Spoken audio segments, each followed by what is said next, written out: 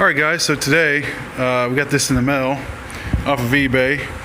This is a Massey Harris 30 flywheel. Man, oh man. Let's see if we can get in here. No, I can't block the light. This is really chewed up. That's what happens when you get stuff off eBay, that some guys don't actually tell you, what kind of condition this is in. But these teeth are, man, come on, focus.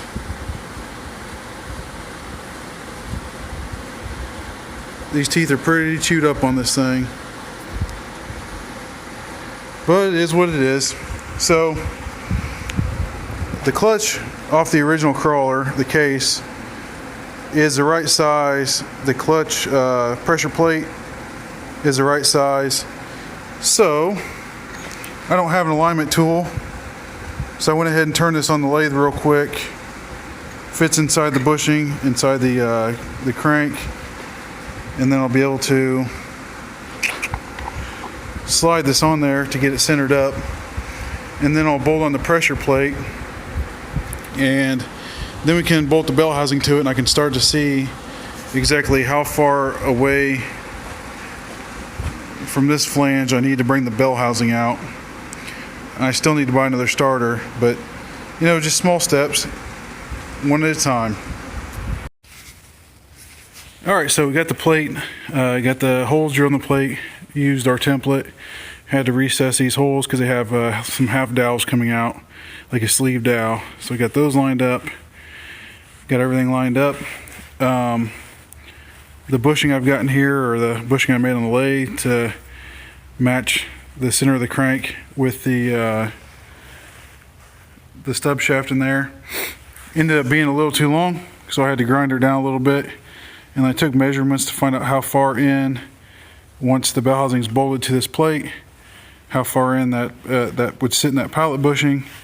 And I ended up having to trim some of the pallet bushing off. As it sits now, it is perfectly, it doesn't protrude past the plate it will be mounted to. It's only 3/8 less, or 3/8 more than flat across the deck of this bell housing. So that should be good to go. That should be good to go.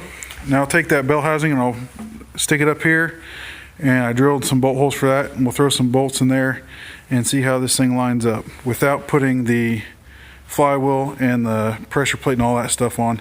I just want to make sure that this goes in there and lines up with the center, and there's no binding when I spin that shaft.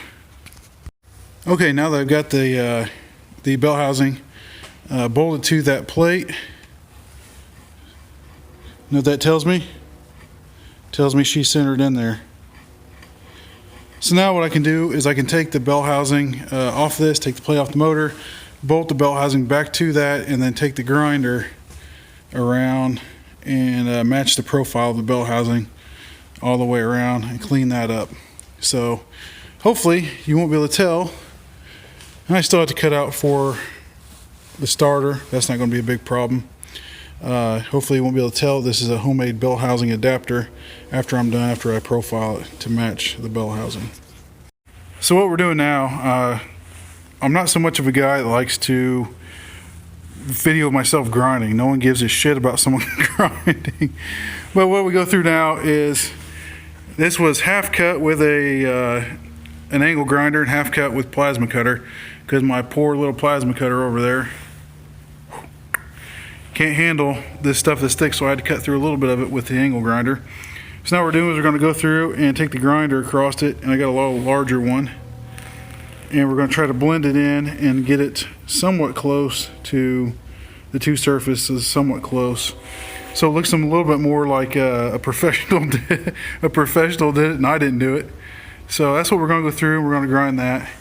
And then I'll probably take a flap disc and smooth out any of the sharp edges after I'm done. The hardest thing about this now is keeping it from rolling while you're grinding it. Okay, so we got a blind hole that I need to mark up under here. Blind hole means the screw hole threads do not go all the way through, so I can't stick one of those center line-up punch dills in there. But what I can do is this, And I didn't come up with this by no means. I learned this off of YouTube. I'm going to hit this thing a few times.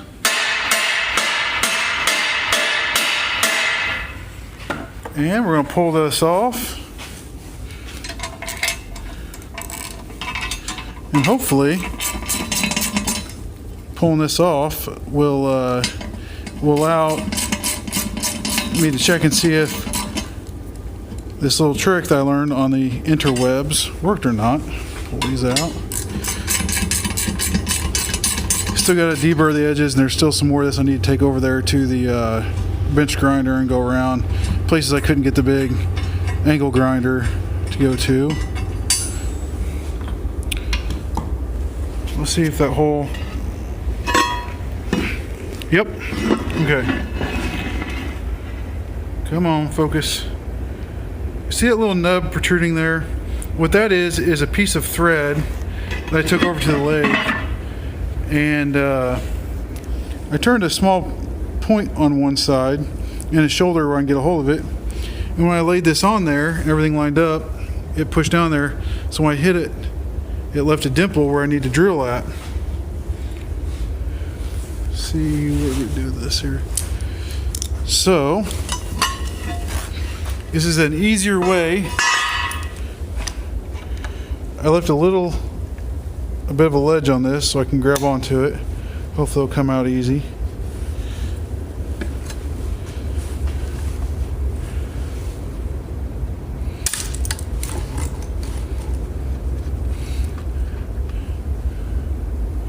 So it's just some threads. Turned down the tip on the lathe, made a point, which is smashed down because this wasn't a grade 8 bolt, but it allowed me to put it in the blind hole and then tap the plate so I know where that blind hole is. And I've got another one over here that wasn't tapped, but I tapped it out, and I'm going to drill the plate a little larger so I can put a bolt through here, and it should be a half 13. Yep, half 13, which gives it just a little more to grip onto going around the bell housing, because these are going to be the pain in the butt. I'm going to have to do the same thing with each and every one of these to find these blind holes also.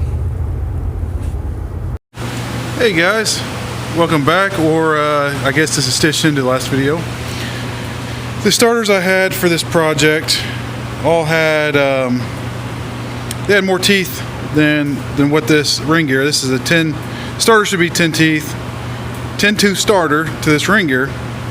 So I ordered a ring, or a starter for a John Deere, which should have more than enough power to turn over this little 4-cylinder. And I also ordered, and it came in, a new distributor, electronic ignition, and another carburetor for this build. So what we got going on here is now I have to make that starter pinion gear is all the way out. So I'm going to have to space this thing out from the adapter housing about 1.5 inches to make this starter work.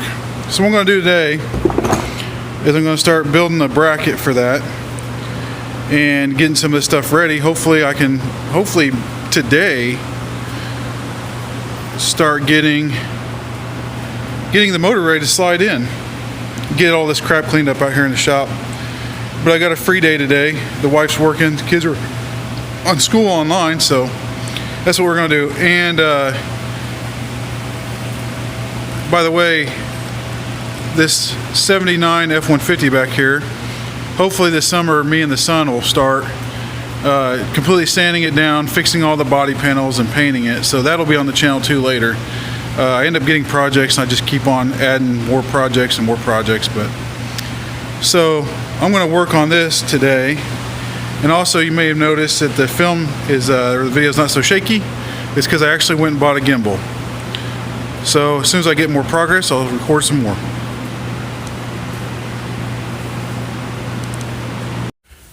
Okay, so all we did here was, this is the adapter piece off of, I believe this was off the original Continental bell housing, or just came with the starter, let's put it that way. So we just drilled some holes, marked it out, cut the center with a plasma cutter. It doesn't have to be Great looking because the starter flange goes into this. By the time it gets to the second piece, it already tapers in, so that's no big deal. I drilled the holes, I bolted it so I could align it, so I could get a good mark on it, mark both sides. And now what I'm doing is cutting this out of this 1/4 inch steel. That 1/4 inch piece and this piece right here should be just thick enough to gap that starter away from the housing enough to be perfect for the clearance on the flywheel. So I'm going to go ahead and cut this out and then clean this up a little bit. I used, I don't know if anybody's ever used one, but I used a Hobart 250 CI. They're rated for up to a 1/2 inch cut, and that's really pushing it. This is only like 3/8, and that stuff, it just didn't want to go. So that's what we got. Now we got to get it cut out and moved over to the engine. All right, so here's what we got. I'm going to go ahead, I'm going to take these, I'm going to smooth them out and make them match. Try to match this housing better than what they do. We got 2 pieces sandwiched. I'm going to do a weld across there, and they'll bolt all the way through. This and this will be welded to this here, the flywheel adapter, or not flywheel adapter, I'm sorry, bolt housing adapter. So those 2 will be welded to this, where I can unbolt the starter. And you come out here and you look at the teeth, the engagement's good. I rotate the engine. Right now I have this clamp here holding that gear out almost to its furthest extension when the starter kicks in. But now what I'm going to do is, before I weld those, still need to drill a hole all the way through for that bolt hole. This one's got a bolt hole through. It's a factory bolt hole. But I'm going to power the starter and make sure it turns over and it doesn't make any bad noises. But as we sit right now, the engagement on the teeth is really nice all the way around. And so that's where we go from there. Now, does it look great? Nope. Will it hold? Yup. I guess I could have smoothed out with some more weld and ground down some more, but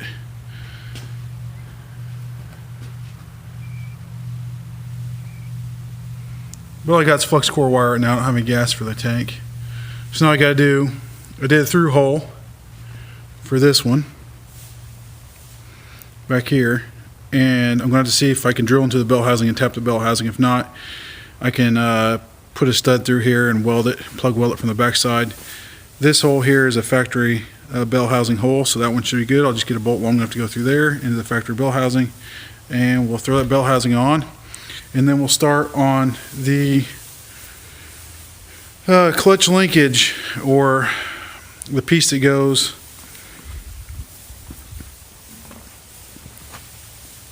where is it at on here?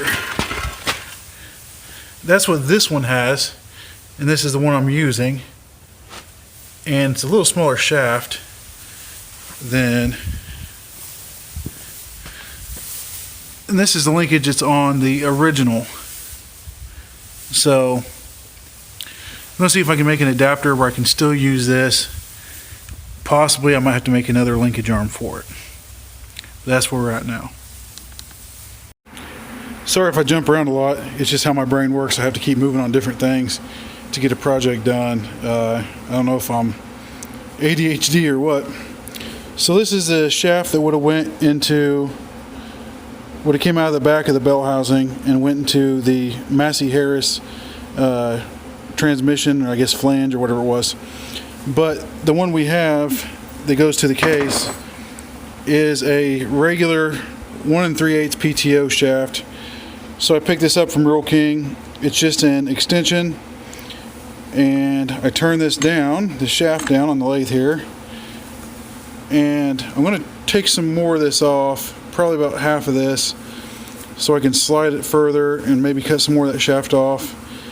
And I want to get it to where I can make a nice weld between the two. I'm going to have to grind, I don't know if that's a galvanized finish or what that is on there, but that's where we're at now, and I'll bring it back when we're done. Alright, so instead of sliding it over, that lifted out really, really far. So I turned the shaft down to a point to give a good root weld. I did that to the piece of the shaft that was left over here too, and I lined them up and tapped it in. So I'm going to stick some spot welds around that, and then I'm going to let it cool. I'm going to weld a little bit more and let it cool, weld a little bit more and let it cool. Then I'll bring it back over here, and I don't really have to, but I'll bring it back over here and I'll turn the welds down. All right. And through the magic of video editing, maybe. Could it be better? Yeah. I can turn it down a little bit more, but right now as it sits, I should still be able to slide that bearing off if I have to. If not, I can always put it back in the lathe someday. But there she be. Straight as it can get. Alright, bell housing's all bolted up. All the way around. Shafts in the back.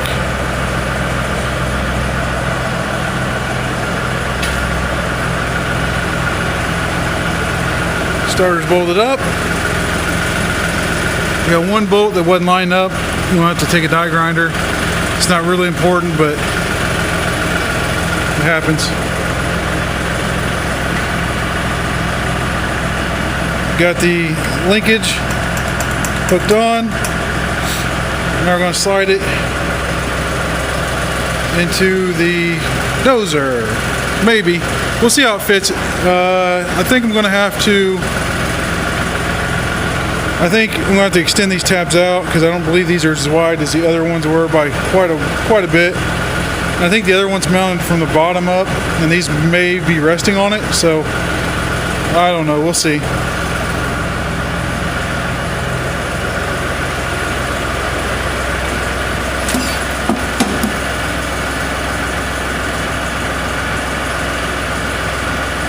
This new gimbal is kind of hard to get used to here.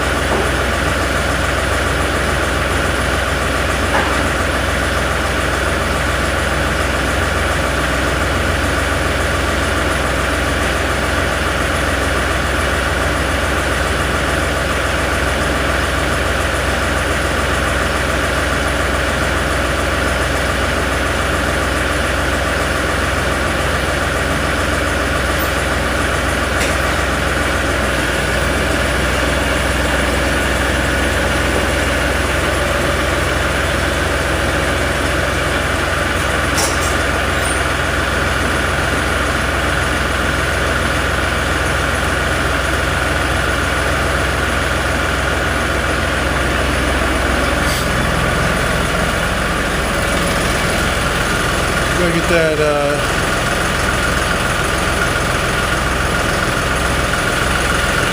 linkage right there to clear. I believe I'm going to tilt the engine sideways and have it go underneath the frame. That's where the other one was. But it doesn't look like it's doing too bad.